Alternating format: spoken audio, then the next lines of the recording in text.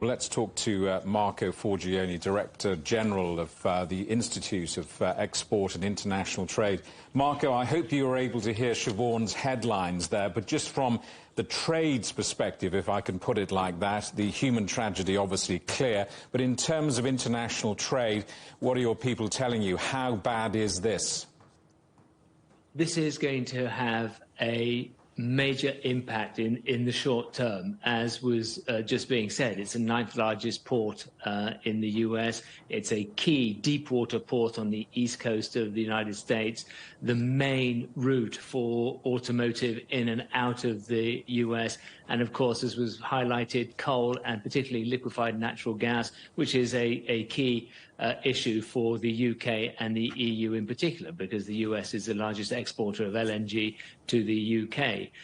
But we've got to look just beyond what's happening today to the coming weeks and indeed months. We've got about 40 ships that were due to berth in Baltimore, which are now having to move to other ports. That's going to cause congestion seaside, but it's also going to have an impact on land as we look to adjust the on-land supply chain, the online trading routes to pick up those containers and the products that are due to be delivered. Well, that's the big picture stuff. I mean, if I can put it crudely, as a customer in, let's say, Europe or China come to that, I mean, what does this mean at the consumer end?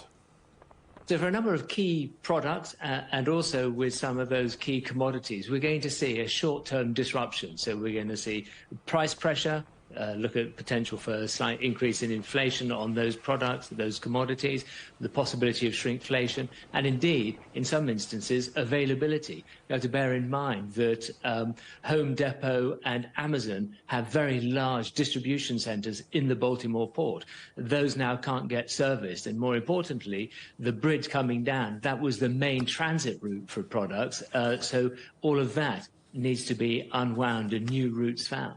We were saying that it's, I think, the 9th most important or significant port. Presumably other ports are available. Can they not help out?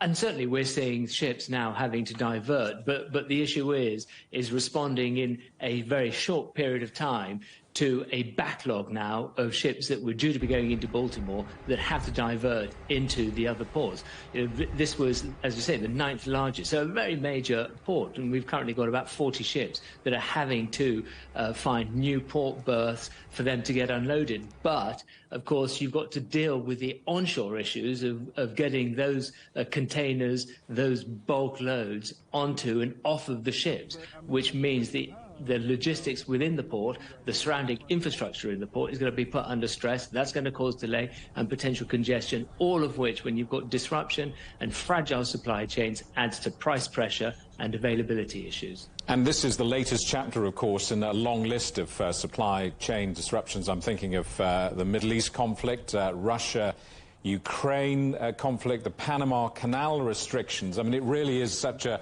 challenging time for your business, isn't it? And what we've discovered since the middle part of last year is just how fragile the global supply chains are.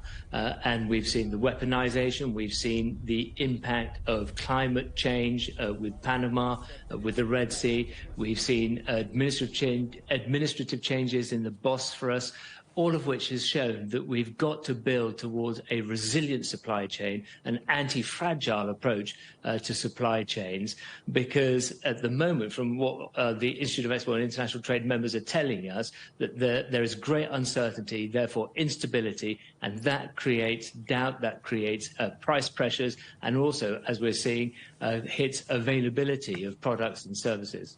I mean, fragile is the word, isn't it? I mean, it seems extraordinary that a boat hits a bridge, and that happens many times all over the world every year. But this accident, and it's a tragedy, obviously, seems to have such profound ripples around the world.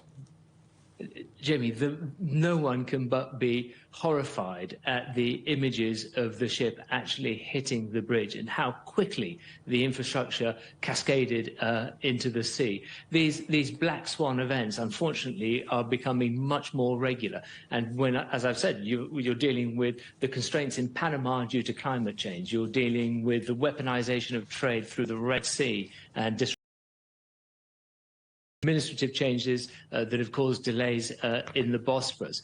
The global supply chain we're discovering is really very fragile, and there are a few key pinch points that have the potential to disrupt trade, and then events like this tiered on top. So yes, the whole aspiration now for businesses and indeed for nations is to look at their supply chains, to look at the resilience of their supply chains and adopt a very much anti-fragile approach to address the potential that these incidences, weaponization of trade, climate change and indeed black swan events can have.